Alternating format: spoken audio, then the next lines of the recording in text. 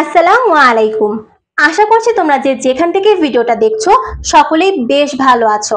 তোমরা যারা এইচএসসি পরীক্ষার্থীরা রয়েছো, তোমাদের যাদের অবস্থা খুব একটা ভালো নয়, তোমাদের জন্য আজকের এই ভিডিওটা। তো দেখো, তোমাদেরকে ইতোমধ্যে কিন্তু কেমিস্ট্রি ফার্স্ট পেপার সাজেশন দেওয়া হয়েছে, সেটা তোমরা অবশ্যই দেখে আসবে যদি দেখে না এসে থাকো। এখন দেখো, তোমরা কেমিস্ট্রি সেকেন্ড পেপার সাজেশন পাবে। তো কেমিস্ট্রি সেকেন্ড আমরা পরিবেশ রসায়ন এবং তড়িৎ রসায়ন এই দুটো চ্যাপ্টার পড়লে কিন্তু আমরা 2টা থেকে 3টা কোশ্চেন কমন পাবো। তার মানে এই 2টা ইজি চ্যাপ্টার পড়লে আমরা 3টা সৃজনশীল কমন পাচ্ছি।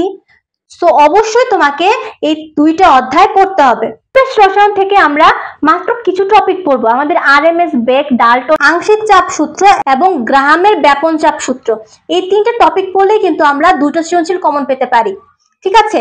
এবং আমাদের তড়িৎ রসায়ন থেকে আমরা ইএমএফ, পাত্রের ম্যাথ, তারপরে আমাদের যে একটা সূত্র আছে W = MIT/NF, এই সূত্রের যে ম্যাথগুলো আছে, এই কয়েকটা জিনিস দেখলে আমরা একটা সৃজনশীল কমন পেতে পাচ্ছি।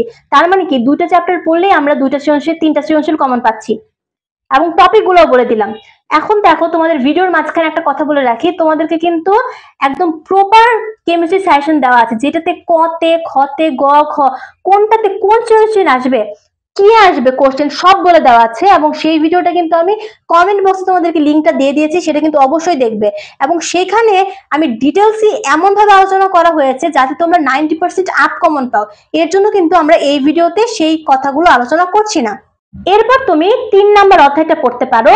3 নম্বর অধ্যায় থেকে যদি আমরা জারণ বিজারণের ম্যাথটা পড়ি, তাহলে কিন্তু আমরা একটা সৃজনশীল ইজিলি কমন পেতে পারি। এছাড়া আমরা ঘনমাত্রা এবং ঘনমাত্রার যে ম্যাথগুলো রয়েছে সেটা পড়লেও কিন্তু আমরা খুব সহজে আরেকটা সৃজনশীল কমন পেতে পারি। এছাড়া রয়েছে আমাদের মিশ্রণের প্রকৃতি কি হবে, সেই টাইপের ম্যাথটাও ঘয়ের জন্য মোস্ট ইম্পর্টেন্ট। সো এই কয়েকটা জিনিস পড়লেই আমাদের তৃতীয় অধ্যায়টাও কমপ্লিট হয়ে যাবে। আর তোমরা যারা জৈব যৌগ পারো তাদের তো আর কোনো ব্যাপারই নেই, কারণ সেখান থেকে 2টা থেকে 3টা সৃজনশীল একটা অধ্যায় থেকে কমন চলে আসে। তাহলে তোমাদের তো আসলে কোনো চিন্তাই নেই, তোমরা যারা জৈব যৌগ পারো তারা তো সেফ পজিশনে অলরেডি রয়েছে। তো এই হচ্ছে তোমাদের আজকের সাজেশন। তোমরা অবশ্যই কমেন্টে দেওয়া ভিডিওটা দেখে আসবে, তাহলে তোমরা একটা ডিটেইলস ধারণা কিন্তু পেয়ে যাবে।